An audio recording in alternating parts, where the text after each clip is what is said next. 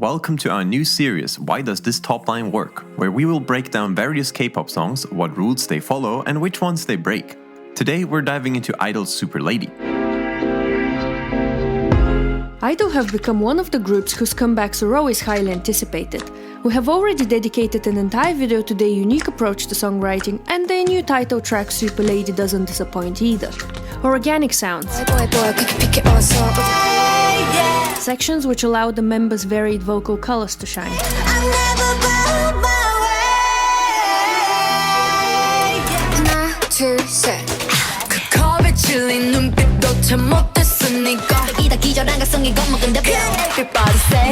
and an explosive final chorus. All feature as expected. But how does the songwriting elevate all of these elements? Let's dive in. In our toplining series, we explained how the energy flows in a typical pop song and why it's important to start low so that we have space to gradually grow. However, Super Lady completely turns this approach on its head. We start with a very high-pitched top line with a strong delivery. While unusual, it makes a statement from the get-go and perfectly captures the listener's attention. I'm a top super lady. So why is this unusual? As we've mentioned before, high pitch is perceived as higher energy than low pitch. However, starting high makes it rather challenging to build up the energy. So how do I-DLE deal with this?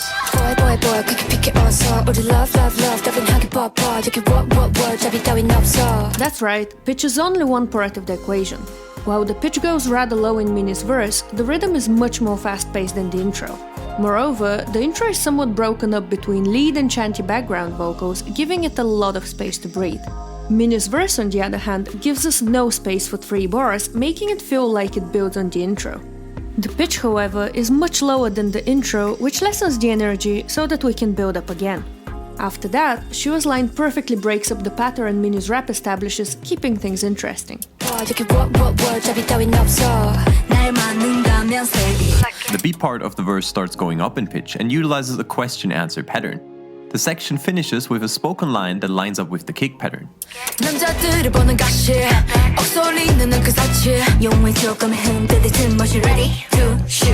All of these approaches offer variety to the listener. The pre-chorus is fairly straightforward. Connected melodic lines with powerful delivery, which perfectly build the energy for the chorus. The rhythm of the top line in the first half of the pre-chorus nicely matches the drums and the guitar in the instrumental. We then have background vocals, which once again establish a question-answer pattern.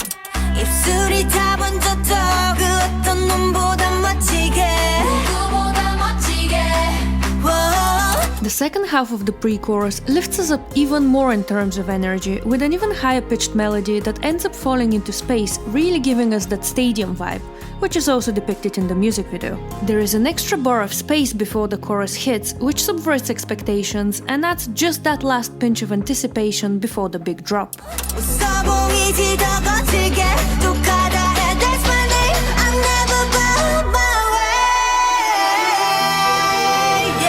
The chorus is especially interesting when it comes to the instrumental. We go from a fairly organic soundscape to a rather electronic one.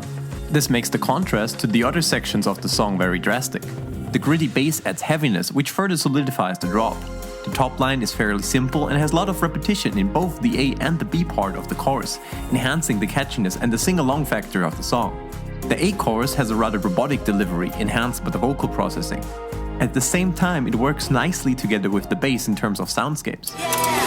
Lady, lady, call me super lady, lady, lady.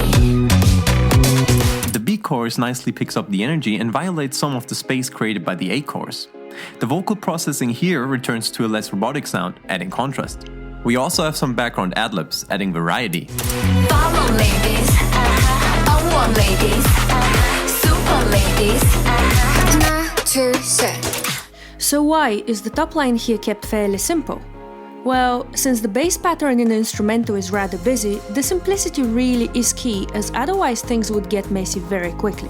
There is only a certain amount of things our brain can process at once after all. At the same time, the simplicity helps make the top line very catchy and memorable. The second verse starts with a wave melody and a pretty regular rhythm. Mama said 너 언젠가 세상을 멈출 up. 질린 눈빛도 참 못했으니까.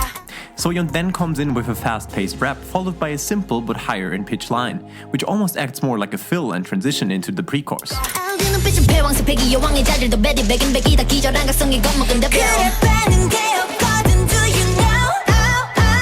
All of these offer a nice way to build the energy from member to member, while once again highlighting their different vocal colors.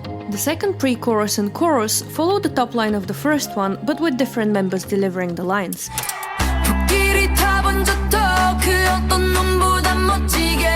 Typical for K-pop, this offers extra variety while things are kept coherent and, because of the repetition, catchy. Lady, lady, call me super lady.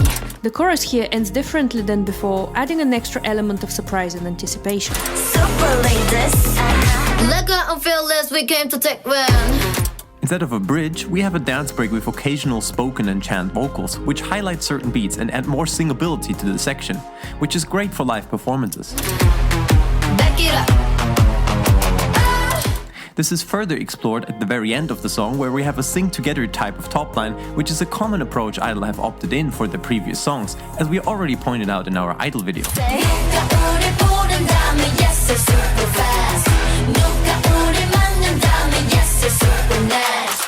The melodic lines are rather straightforward rhythmically and repeat multiple times, with only the very last line deviating from the established pattern.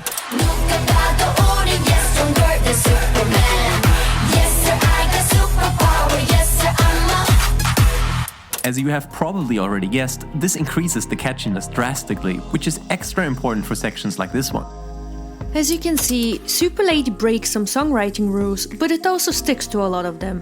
What matters most here is that all of these choices intelligently enhance the composition and concept of the song to show us what a Super Lady really is. But what is your favorite part of Super Lady? Let us know in the comments down below. And if you want to learn more about toplining, subscribe to our channel, as we have a lot more coming in the future.